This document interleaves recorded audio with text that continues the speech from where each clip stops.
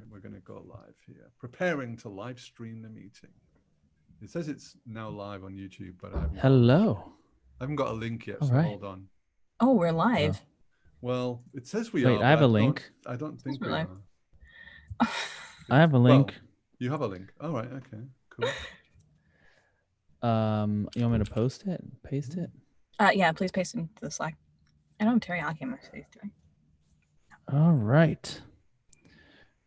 Here we go. All right, I'm doing my intro. Hello, and welcome to Apropos, a conversation between Clojure programmers that you can join in live on YouTube. We're going to discuss today the design of a idiomatic Clojure API. And we're going to then jump into the REPL and code up our design. If you're joining us live, feel free to comment in the chat and we'll try to address the questions. Panel today, we have Ray. Hello. We have Mia. Hello. And I'm Eric. Hello. All right. So if you are joining us on YouTube, then there are show notes in the description. And there's a bunch of links in there that we might refer to. And you can also read our REPL exercise. So let's get started. So our topic, we just have one big topic today, and that's the Ray brought up this pretty cool idea of working on a file watcher API. So you have some directory that you want to watch. You want to get events about files getting created or modified or deleted from it. And there's stuff to do that in the Java standard library, but can we make that easier by wrapping it up in an idiomatic Clojure API? So you can see in the show notes. Show notes are the ones from last week. Again? Yes. I think it's just the way this tool. I think it's where this tool creates the stream. You know, it like copies the old one. Yeah. All right. Sorry, folks. Let me share this with them. Hold on. Boom. I'm gonna edit it right now.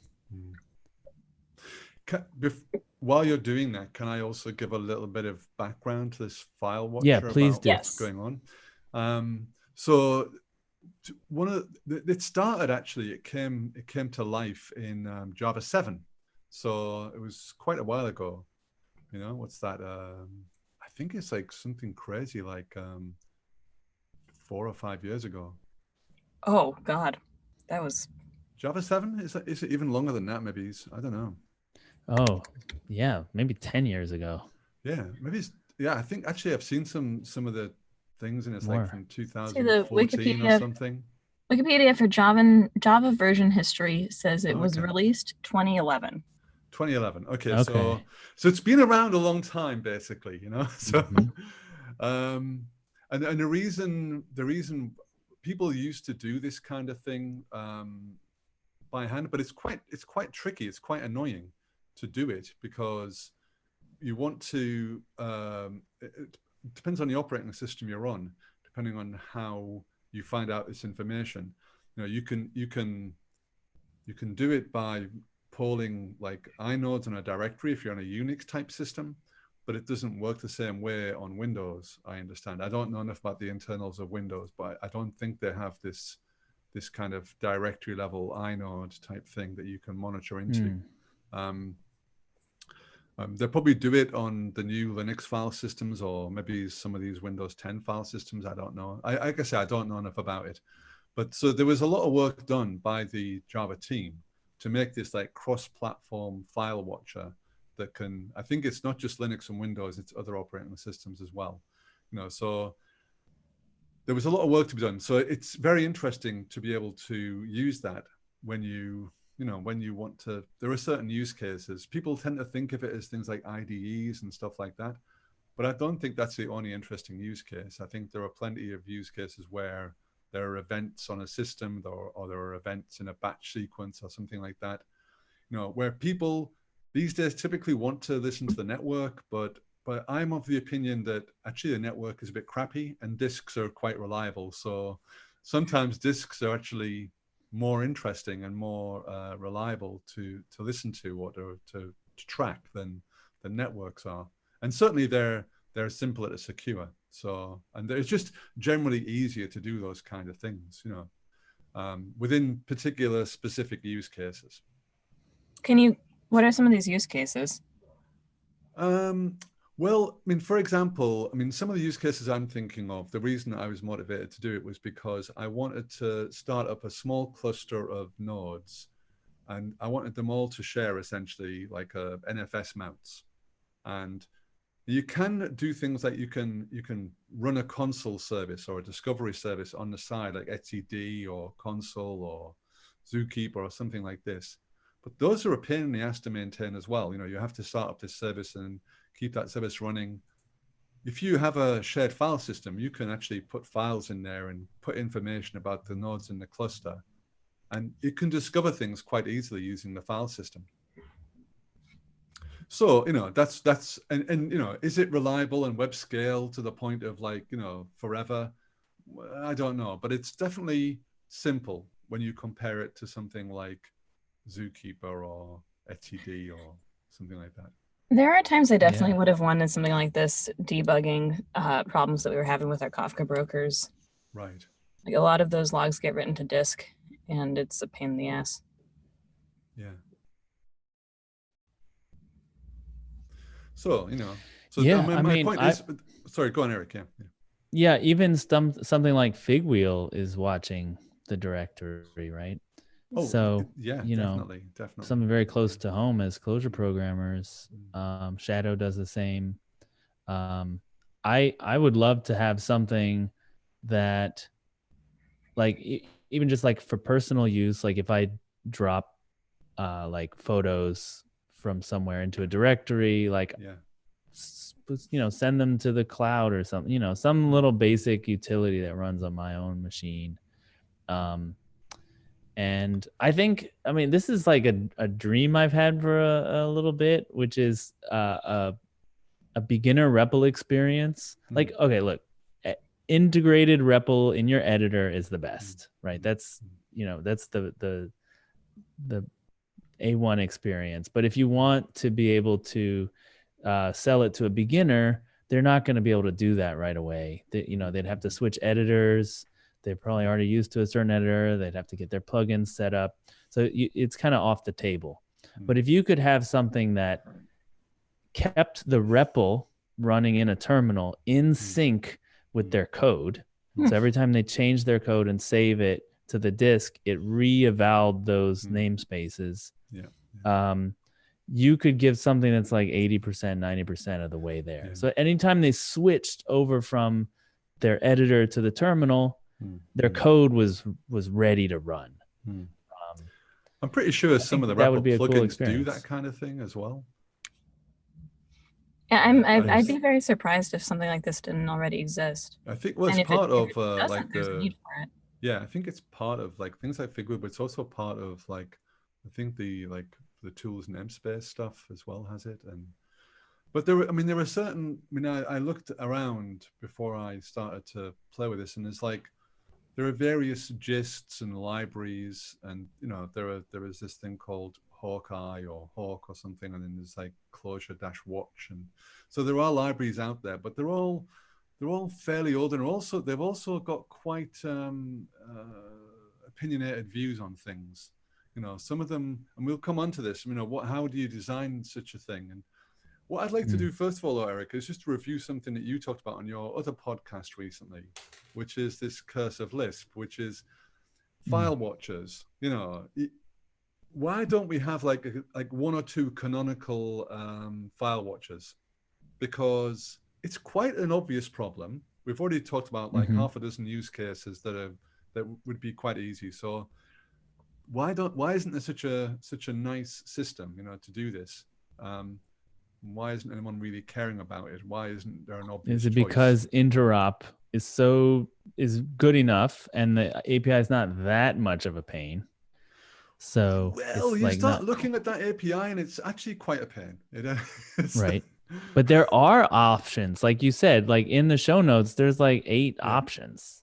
Yeah. So But why none of them are not a complete. canonical one? But none of them are Yeah. complete, or I think Hawk is probably the closest one, or this Clojure Watch is quite close. But again, they have an opinionated take on things. So, for instance, some of them give you responses through async channels, some of them via functions, some of them via atoms. There's another one that Malcolm Spark did for Jux that uses an agent, which is actually that's the most recent one, and yet he's using what I consider to be a kind of like archaic construct. Yeah. Who uses agents? It's a kind of it's clever, but sure. I don't They're know. all But I see your point. Well, okay, so let's talk about the design, and like maybe we could figure out the canonical global maximum design for this thing. Because I think you're right. There's something to the fact that like everyone's got a slightly different use case. No one needs the complete set of features, and it's easy enough to write your own library. Like they're probably not that big. They're just wrapping the existing stuff.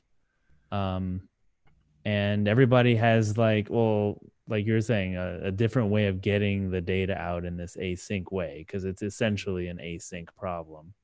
Yes. So yeah, what is the canonical way of doing it? Well, I mean, for me, the most canonical way of doing it is to resolve it into a map, because that's what Clojure wants. To resolve each event into a map? Yes. So I'd agree. I think no matter what happens, no matter how you get it out, whether it be through a function or through an atom or through a channel or whatever, you should be able to get that data back as a map in a way that makes sense to Clojure people. So you don't have to have this Java events. You don't have to touch the Java classes. Yeah, exactly. Yeah. That makes sense. And the reason I said it is because it is there are annoying enough, like the way that the framework, it's almost a mini framework, this thing. Well, it is a mini framework because there's this it's all based around this NIR 2. And so it's not files, it's paths. Yes, right. That's right. And it's file system, and it's file systems, and it's right. But I mean, path and paths, yeah, and it's weird. And then you have watch service, but actually there's only one implementation of that, which is in the file system. So it's like one of these things where I imagine, but they're ready for another one. One of these days, one of these days they could write another one. I was thinking, actually, if you know enough about it, if you know enough about the kind of way that everything works, then you could potentially think about writing one for an S3 bucket or something like that. Because and then your code would just work. Yeah. Well, in theory, yes, but the problem is that the problem is that the nitty-gritty of the framework is you're doing all these like takes. You're doing takes. And it's blocking takes, blocking takes, and you implement that on S3. It's like I'm sure there is a nice way to abstract it beyond that, but I don't know. The Java thing makes it hard to think beyond the Java framework, actually, if you know what I mean. Well, I mean, it's the standard, like, it is problematic, but it's also the standard Java way of doing asynchronous stuff, which is you have a thread that blocks, right? So you would convert this async, events from S3 into now a blocking call to take, and you're just in a loop in a thread. And that's just the way they do it in the Java world. And I would think in Java you would use java.util.concurrent, or Java Q, whatever that is now. Is it concurrent util or util concurrent, whatever it is? So you're thinking using a queue to order the events and have some Java wrapper around it to. No, I'm not really thinking about that. I'm just thinking that if you were doing that in Java, that's how you might resolve it, so that you can take some of the asynchrony out of it and you just read from a queue then.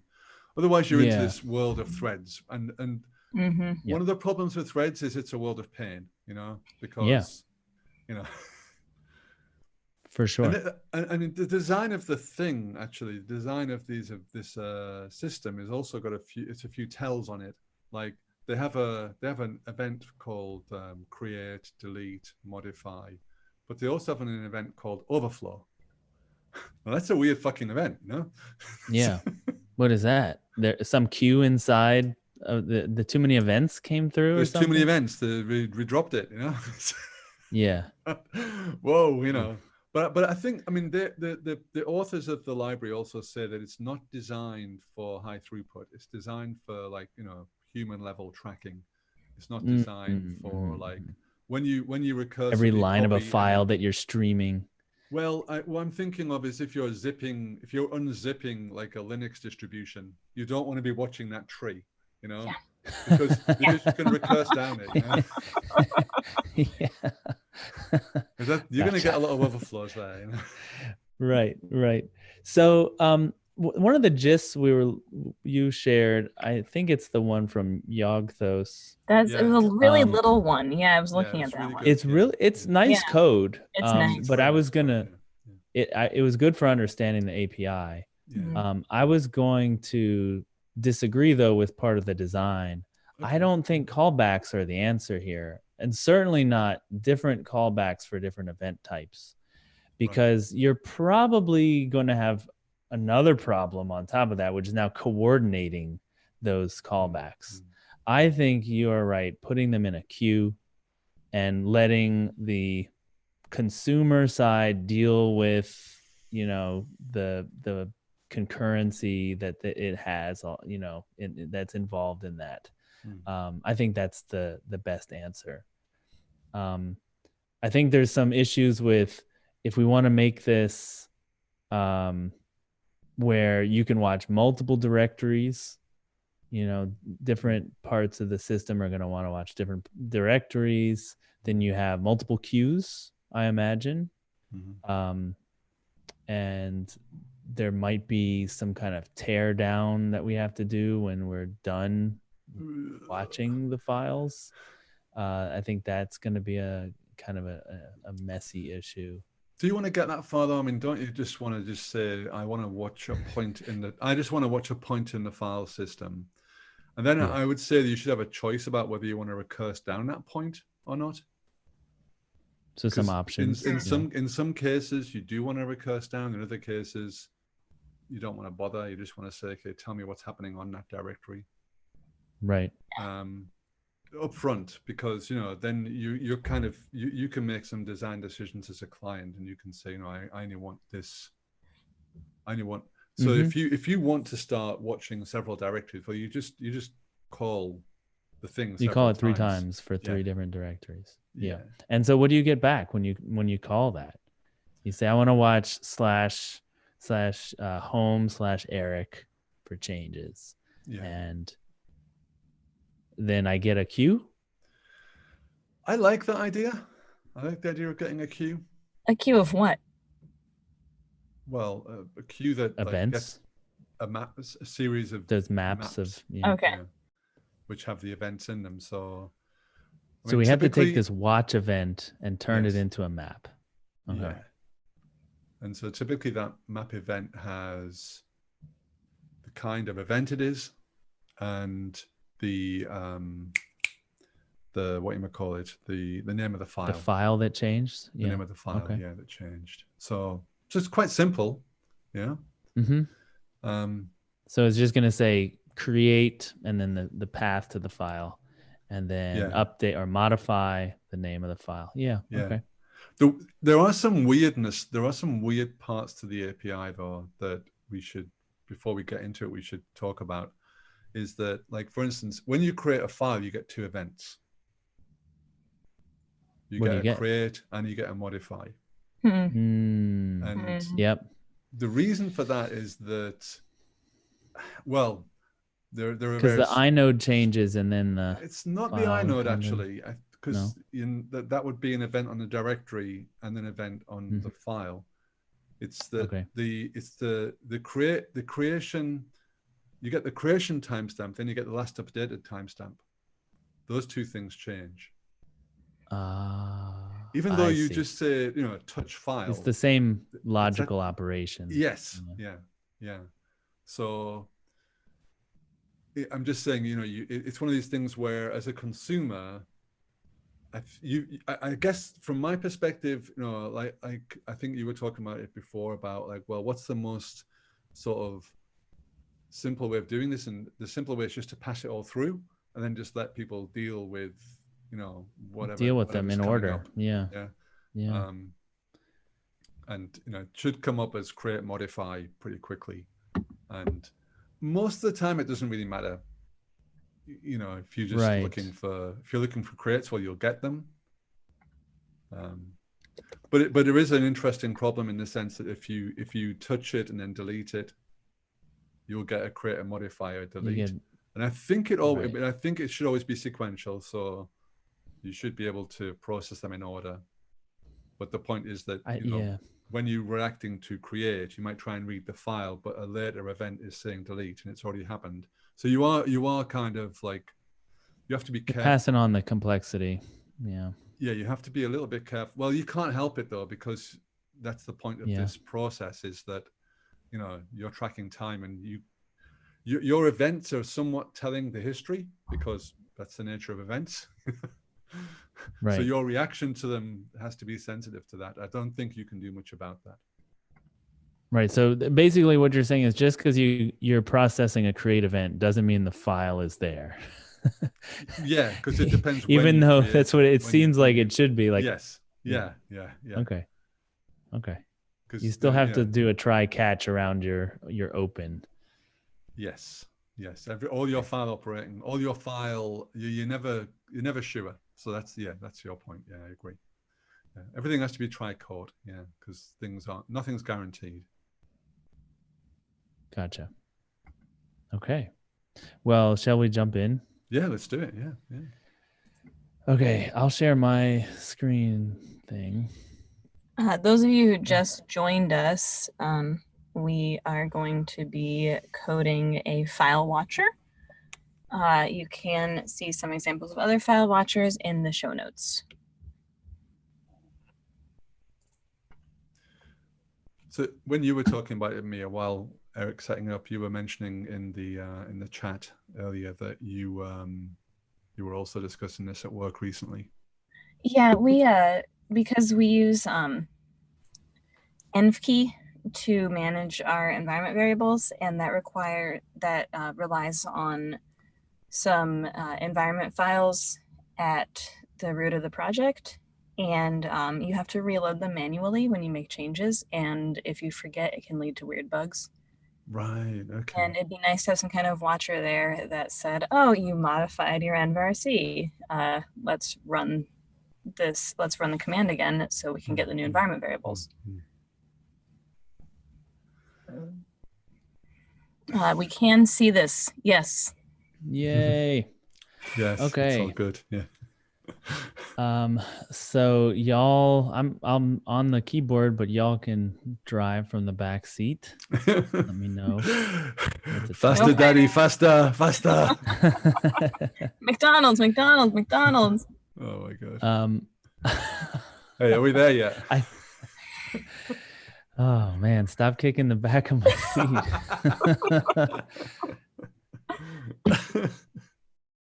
So there's a bunch of Java classes we're gonna have to import. So I'm just gonna start with that. I know there's java.nio.file. There's a bunch of stuff. Is that right? I'm tempted to say .star here, but you can't do that, can you? You can't do that in Clojure, I think.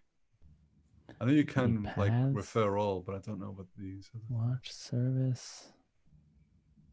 Oh goodness, this is a lot. It's a file system as well, by the way, I think. Yep, it's file systems.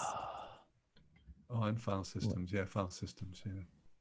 Yeah. Okay. I don't know. So we did watch service standard, event, watch event kinds, which is all of our like an That's enumerable like, No. enum. It's totally standard. Yeah. No. Standard watch event kinds. Oh yeah. Right. And then wait, there's stuff from com.sun.nio.file. Ooh. Oh yeah. Sensitivity watch event modifier. Now, the only reason to bring that in, by the way, for the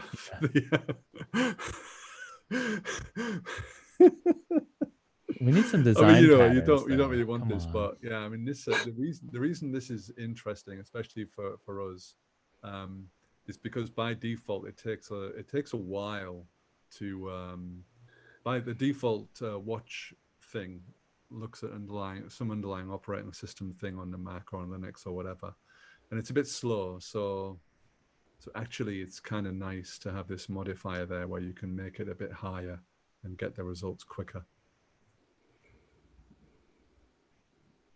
Oh, look at this. See, this is, this is a secret weapon, the REPL. Like, here's all the classes. You're going to have to pretty print that guy.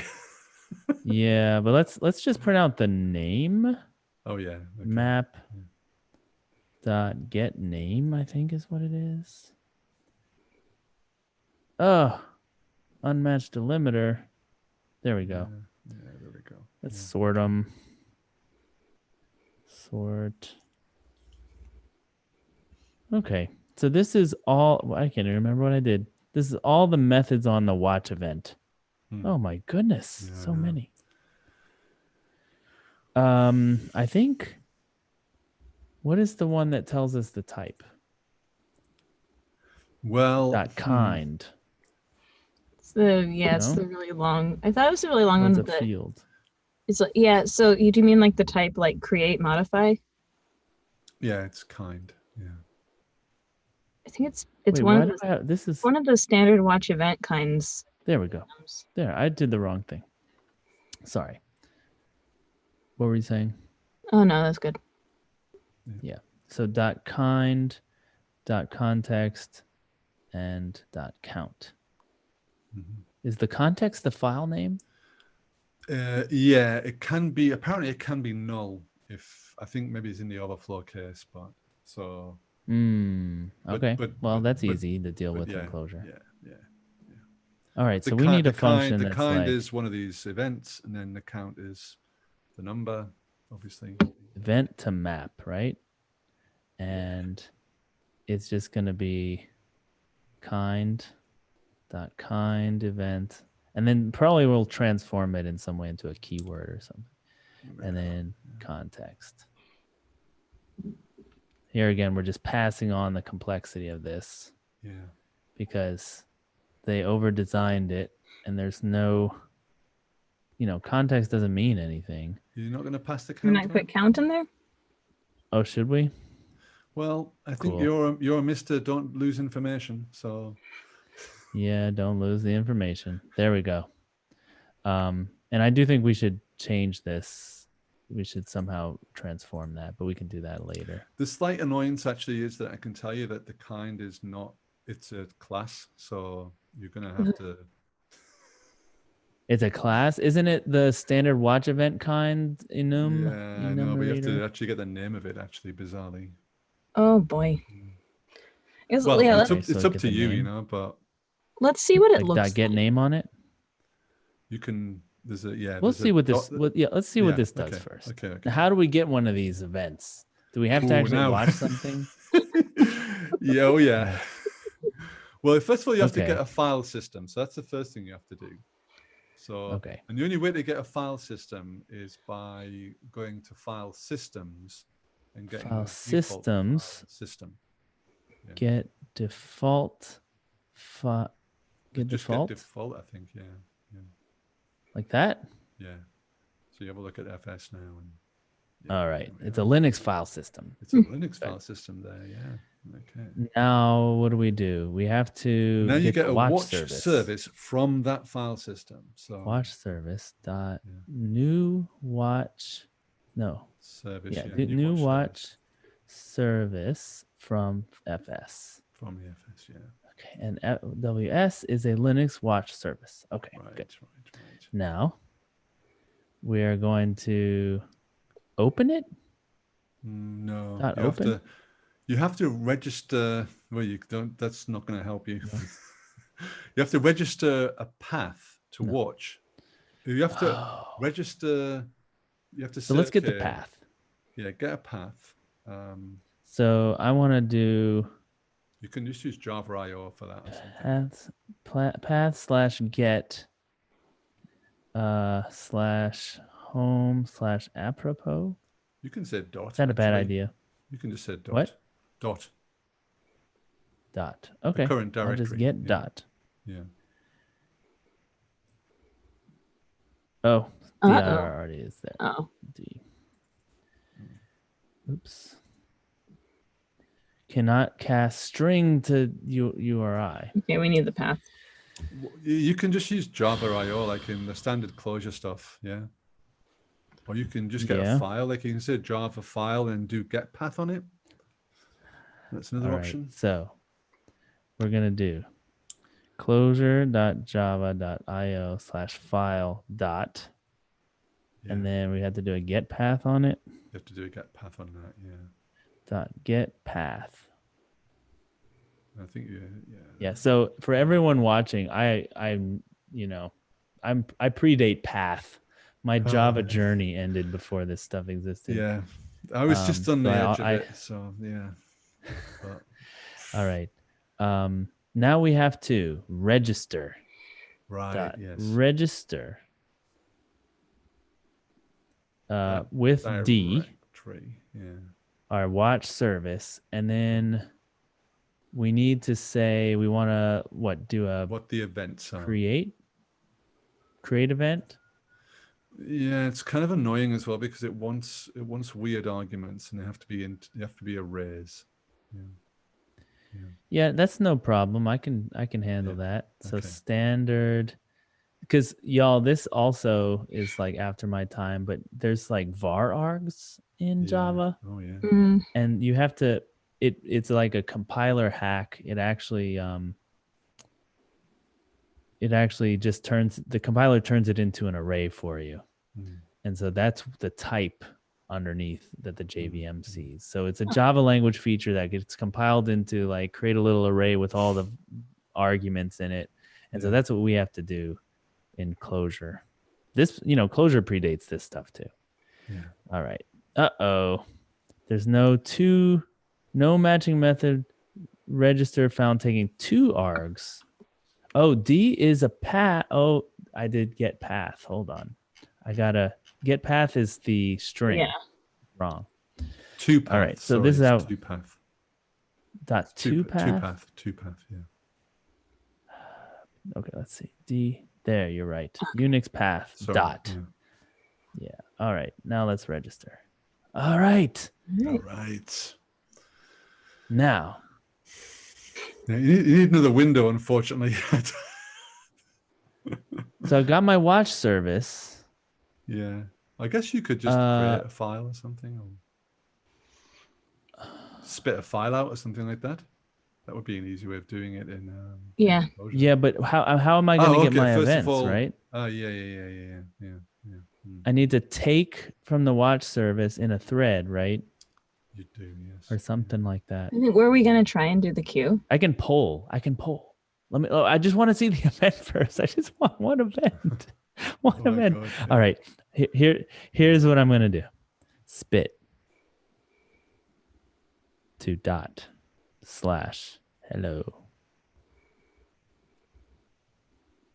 Does that work? TXT. You have to put something in it, I guess. Yeah, that's it. A little bit of that. Yeah, then you're good. Is that right? It's the file name first? I think that's right. I think so.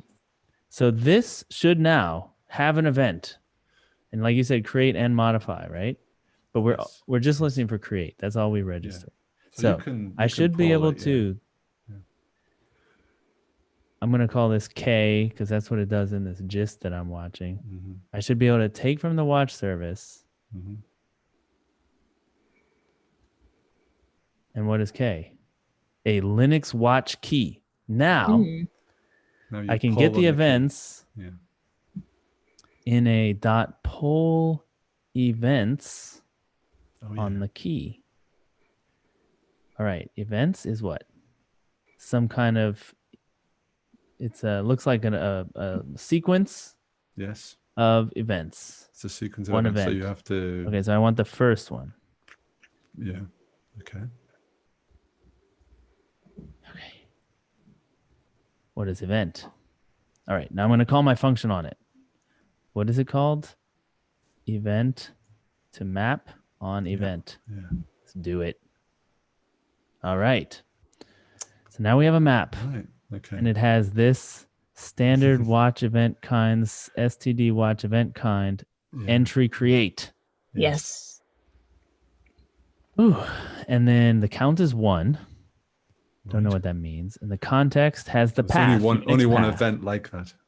That's what it means. Okay.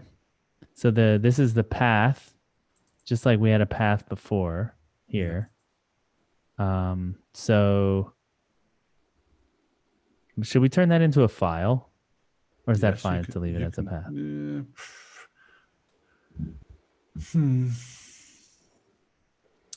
I think it's okay to, I mean, to me, it's okay. You can change it. Yeah, I think it's fine to leave it as a path because it's okay to leave it as a path. It's not a problem. Leave it as a path. And it might be nil. This watch event kind is really too bad, though. I think that's a bit horrible. Yeah, I mean, I would be fine with just the string, this string. Yes, I think so. Do you know how to get that out of an enum? Yeah, it's a .name actually. You just said .name. .name. Yeah. Okay, and so let's look at this again. There, that's acceptable. Yeah, I think that's acceptable. Yeah.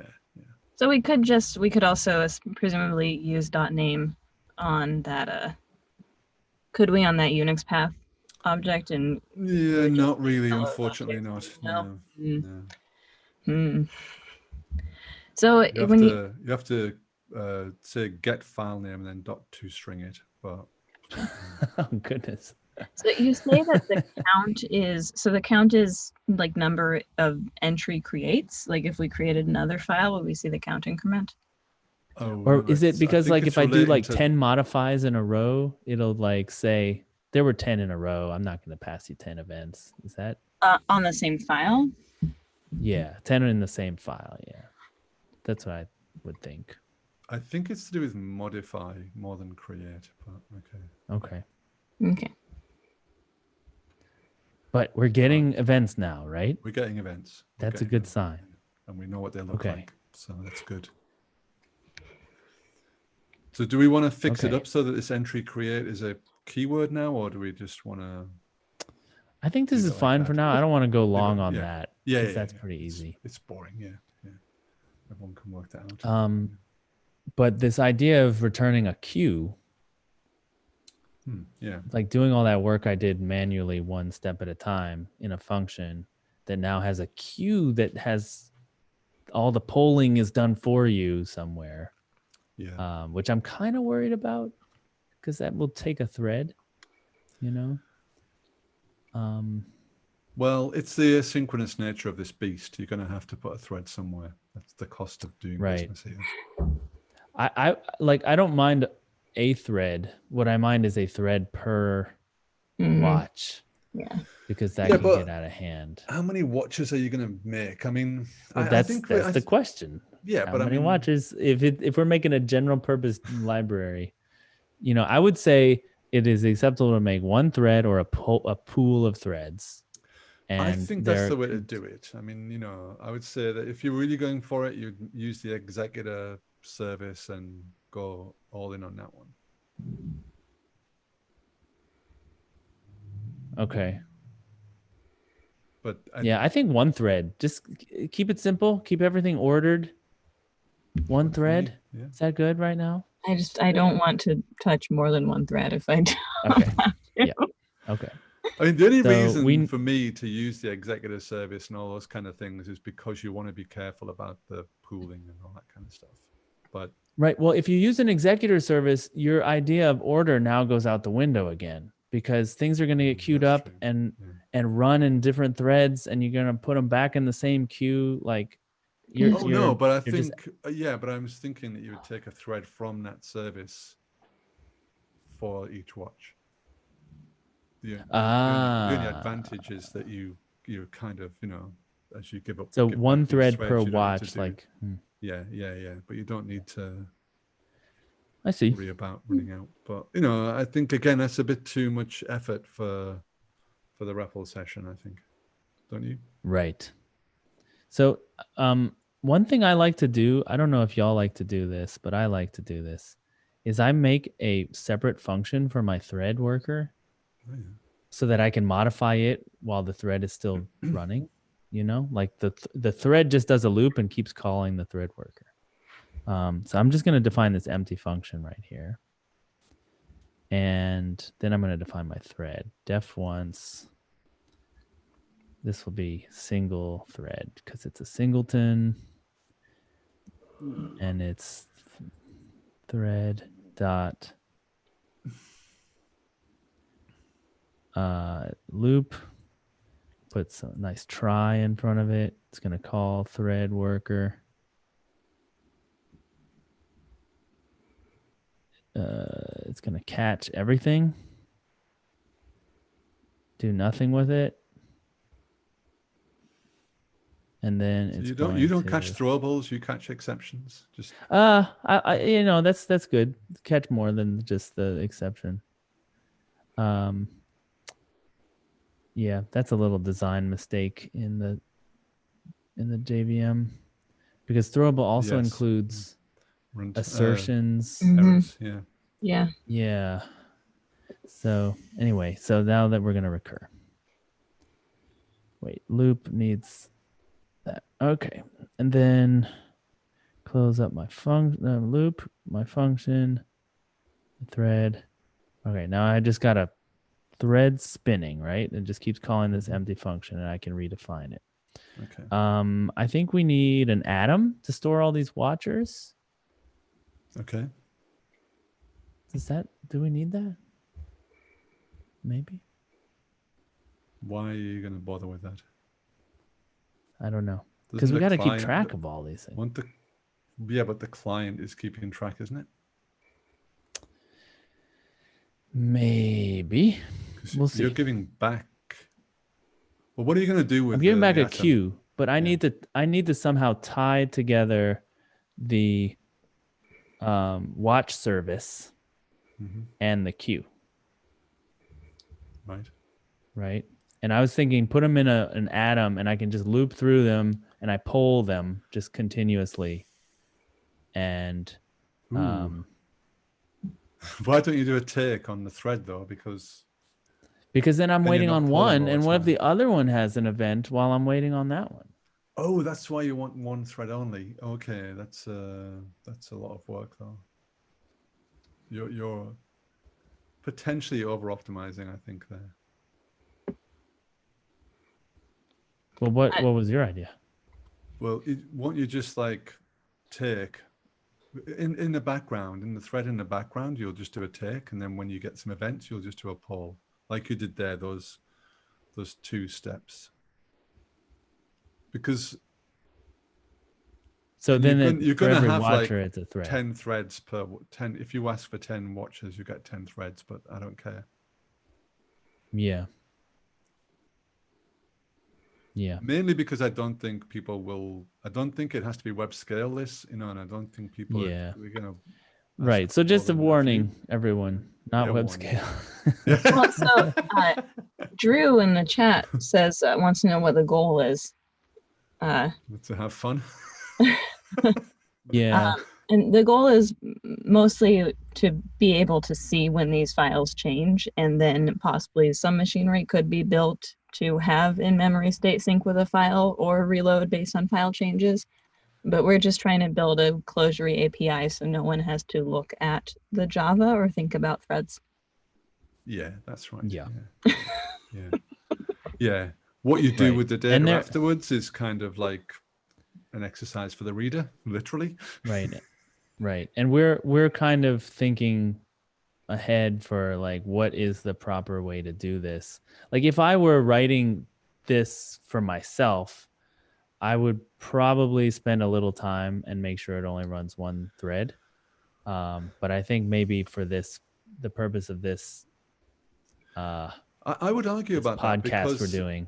Well, I mean, I'll still give you some arguments because I would say that when you're doing this polling, you're burning CPU for no good reason. Yeah.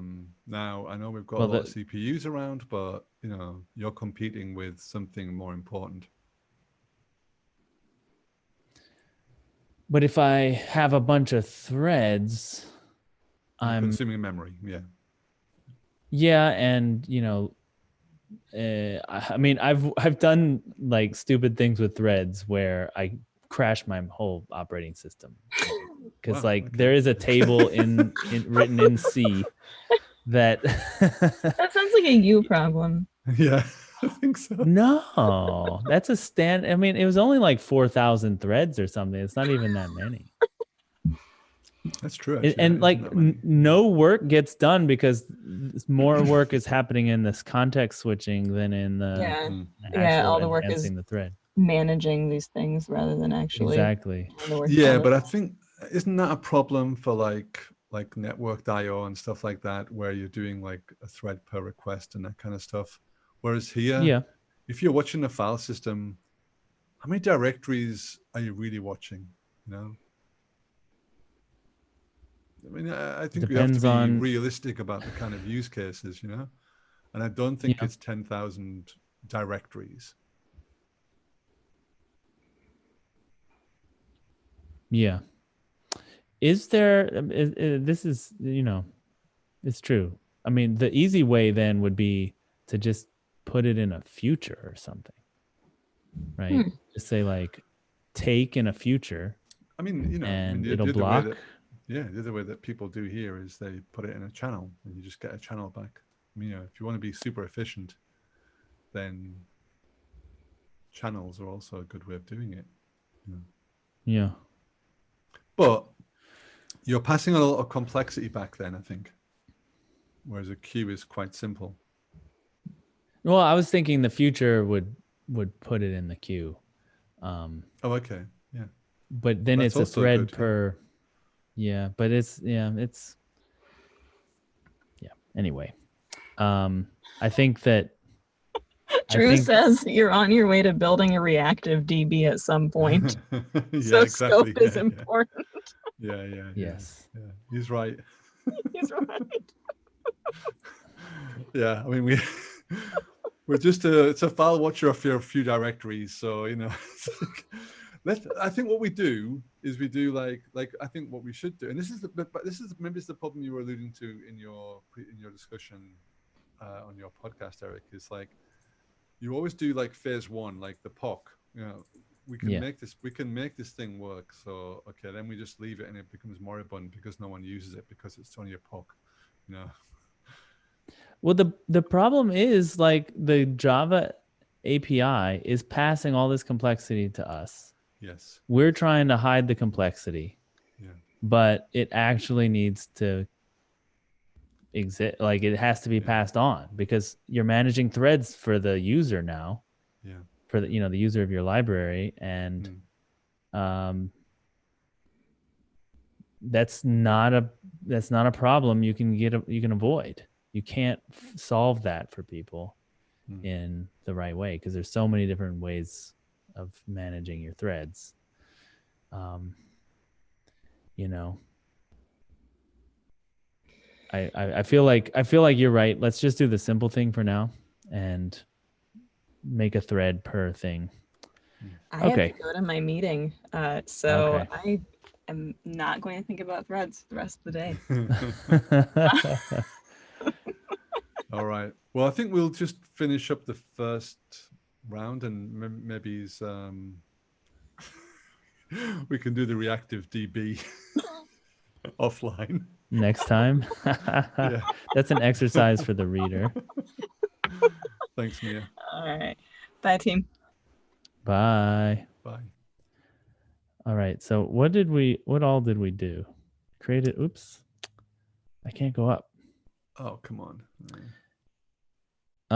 So we did this thing where I took the directory, turned it into a Clojure .java.io/file, then to path. Okay. Yeah. And then we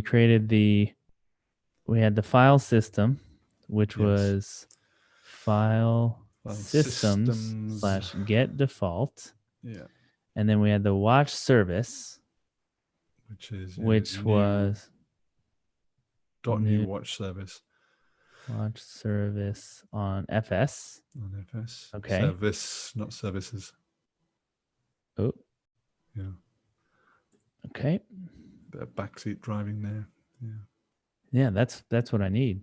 Then we had to register the event, right? So we do .register dir watch service, and then we need an array into array.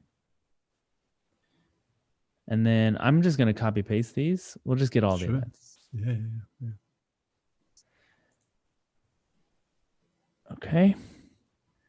So that'll register all those guys. And then what's next? I think once you've done that, then you, I guess. We enter a loop, huh? You enter some sort of loop, like you had before. Right. So we get the key, which is .take watch service. Mm-hmm. Then we do seek on the event. Or can we just dump that onto the queue? We haven't returned the queue yet. Oh, yeah. So we got to make a queue up here. Let queue. What kind of queue did you want to make? Java.util.concurrent. Concurrent. I don't remember the various types of queues. Actually, there are some different queues, aren't there? Semaphore delay queue. No, maybe it's just in here. Queue. Queue. Java util queue. Oh yeah. Okay. Perfect. Like that? Will that work? Good. Let me have a quick look at that. Actually. Yeah, you look that one up while I type. Okay, so we're gonna pull events. Key. And then we're gonna do like a .put on the queue. And we're gonna do event to map of event. So you do, and then we have to do an add on the queue, by the way. Add, not a put. Okay.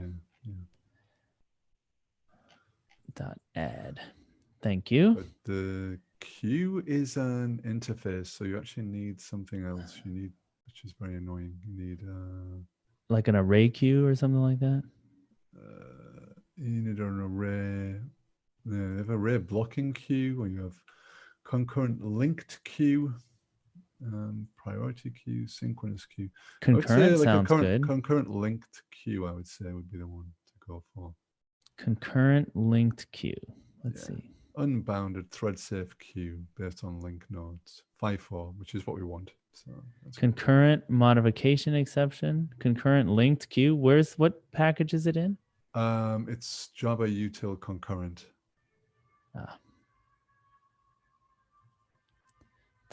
Concurrent linked queue. Yeah. Boom. Right. Okay. All right. So I did this reset thing, which we need to do. So basically, you have to reset your key, and then if it returns false, that means you're done. Right. Otherwise, you keep looping and take again. So that's the API, folks. That's the API. And now I'm going to finish this up. I'm not doing any try catches or anything. No. And wait, what did I just close? Okay, so now I'm inside this let. I'm going to return the queue from the watch. Ready? I'm going to hit enter. Boom. Okay. Woo. So now I should be able to do this. Watch Why are you redeffing dot. Q again? Okay. Sorry. Yes. Okay. Okay, I should be able to watch dot. Yeah. And what is Q? It's a concurrent linked queue. Yeah. Now I'm going to spit. Where did I spit? I'm going to spit to hello 2 or something. It should change it, right? It should get a modified. You should get a modified, yeah. But the queue looks empty. Mm. How did you take from a queue? Oh, you know what it is? I reckon it's because we didn't put that extra. If you look at the queue again, I didn't start the thread. I didn't start the thread. Oh, right. Okay. All right. Hold on. Right. I could do all this stuff outside the thread, right? Can't you just say like a Clojure thread rather than? But you like to go Java thread? What's a Clojure thread? Like and maybe that's all to do with core async. It's core async. Okay, yeah. Core async has a thread macro. Yeah. All right. Let's see. Watch. Okay. Now I should spit it. Oh, come on.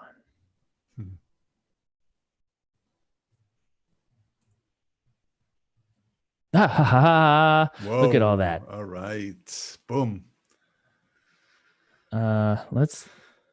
Nice. Well, it's got it, right? It's got. Let's see. Seek. Yeah. Q. I like the fact that it's also tracking Rebel readline history. Yeah.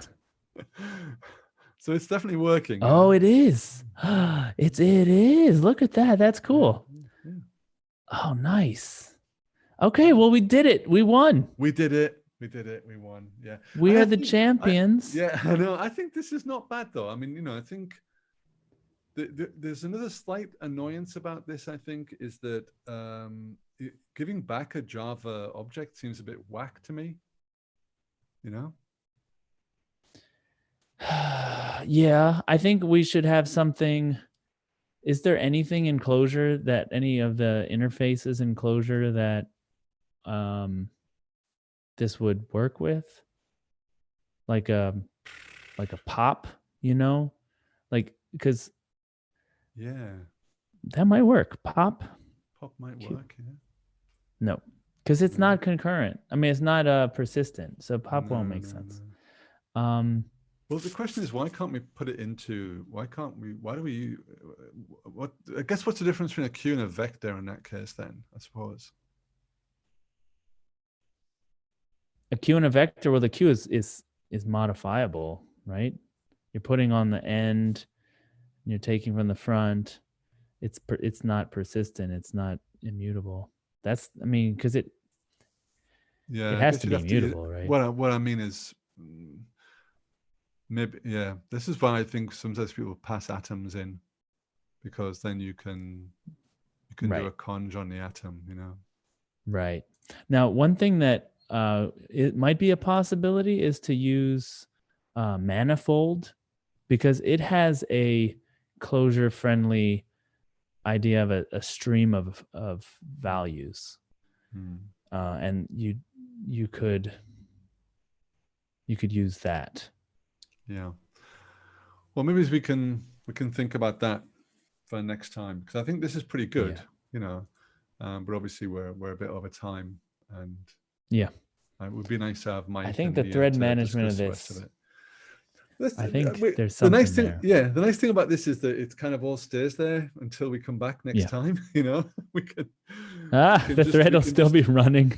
It will actually on this whatever AWS instance we've got here, EC2 instance.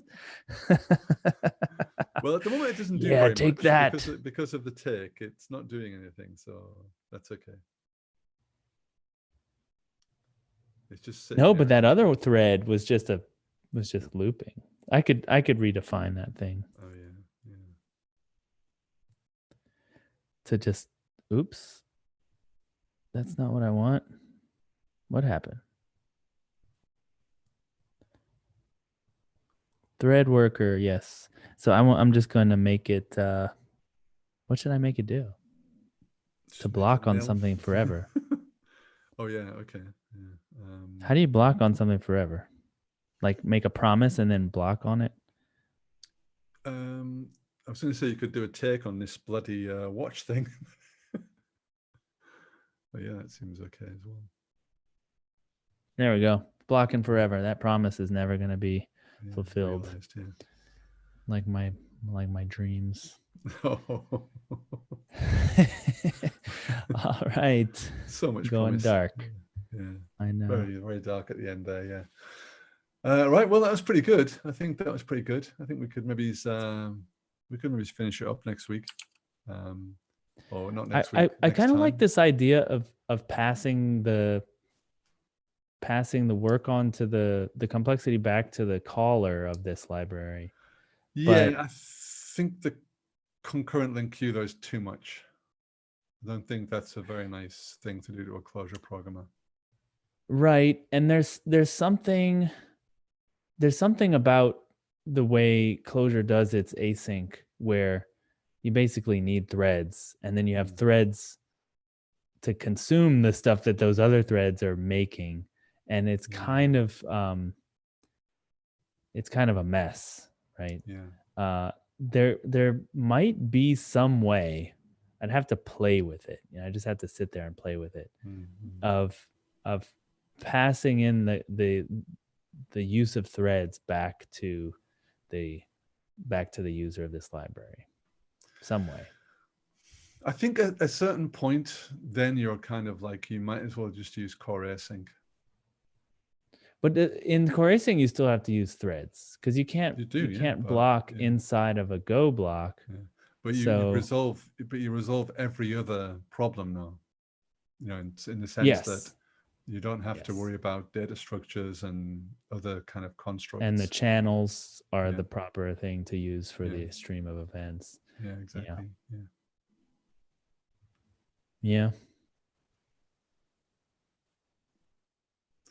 I mean, I personally think that's the way to go if you're going to do like a canonical Clojure library.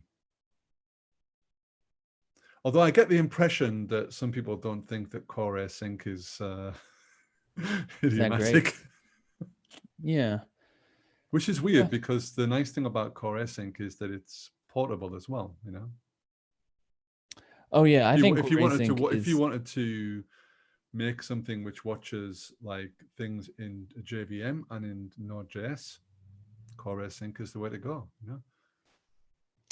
Yeah, I think if you didn't have Java threads to deal with, core async is obviously the way to go. But because you're now using threads to convert from threads into Go processes. But you can use the core async thread model. Is my point. You don't need to use the Java one then. You still need to use it at least one thread. But it's but when you use the thread macro, I think that's portable. Thread macro doesn't exist in JavaScript. All right, no. Okay. Yeah. No, but because Node and the JavaScript thing is all async, it's all callbacks.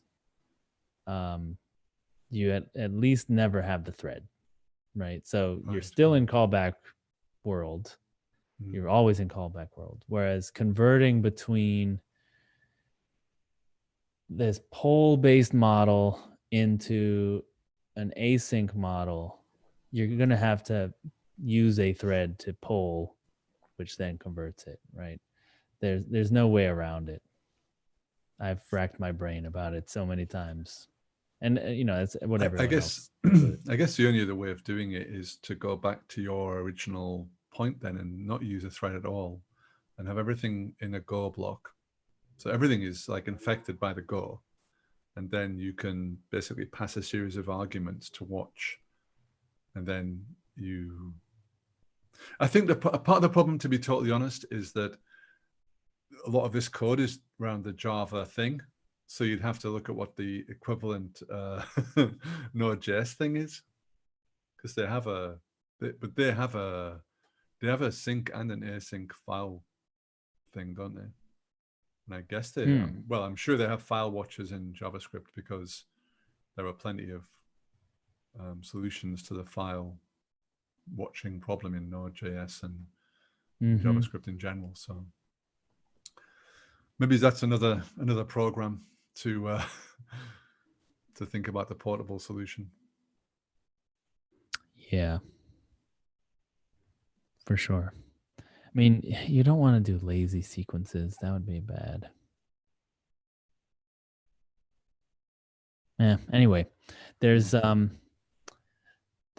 lot there. You know, you could, well, it's lazy sequences again. I think it's also an interesting question about whether, whether it's even worth it. Whether it's worth having a JavaScript and a Java, like a CLJC type file watcher. Is it really worth it, or is it worth optimizing per platform? Given the fact that the thread models are so different. Right, because you would have to go to the common denominator, which is an async callback style, or core async, something like that, core async channels. Yeah. And then you're wrapping it just to not have to write some more code. Yeah, exactly. Yeah. But if you could imagine, I could imagine passing on the polling to the client, right? Just say, look, call this, and it has 3 methods on it. It's either it's gonna poll, it's gonna peek, right? It's just gonna to check if there's something. If there isn't, it'll just return null, but it might return the thing.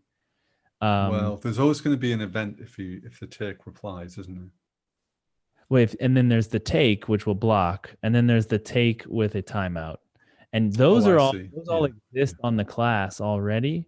And so you could pass that through to them, to the consumer of the library, right? And just say, look, you'd manage when you poll and all that. You could convert it to core async channels if you want, but we will convert the events for you. We will give you a sequence instead of whatever iterable this thing is giving you. Something I think that could be a really nice answer, because then you're using, high order functions and all this kind of stuff. And it's a proper kind of compositional answer. Yeah, actually, that's a really nice concept, Eric. Yeah. Then you'd have to just make a thing that has those 3 methods on them. But that's kind of the same as what like Promise has. I would also seriously look into the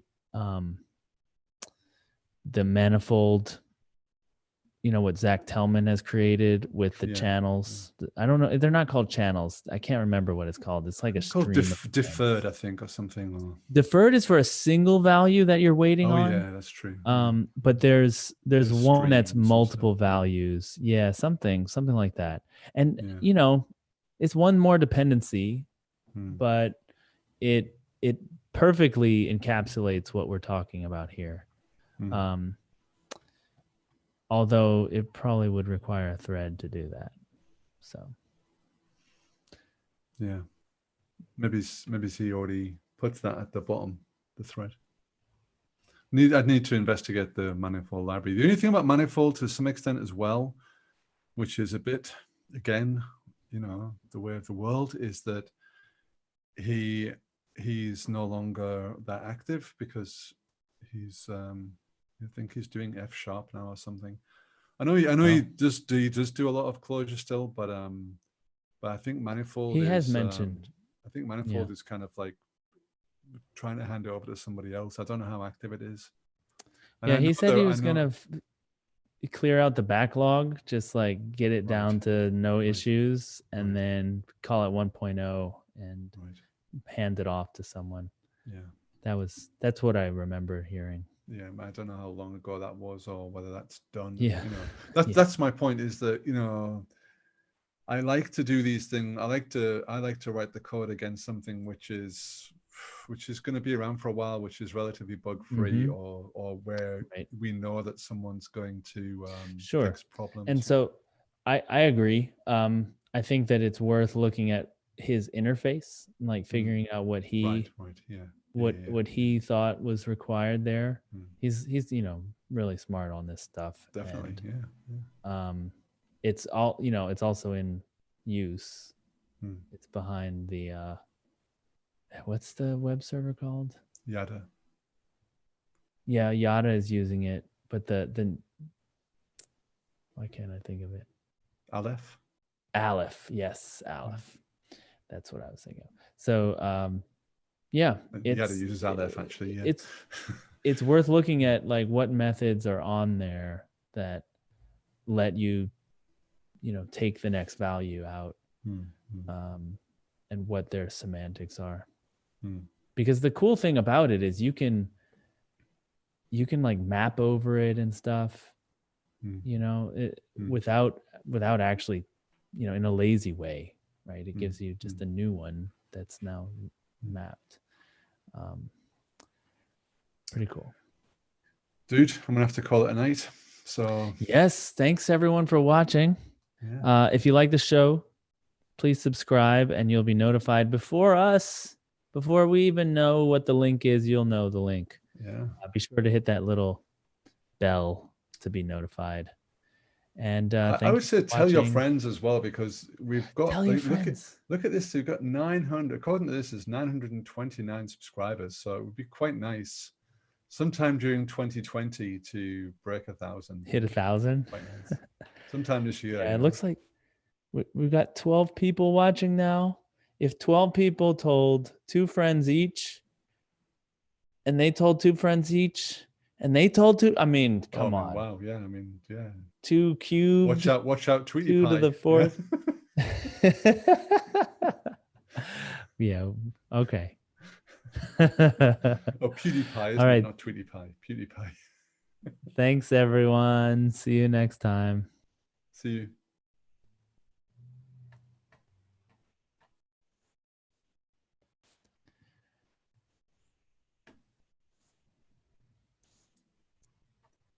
No. Are we still live?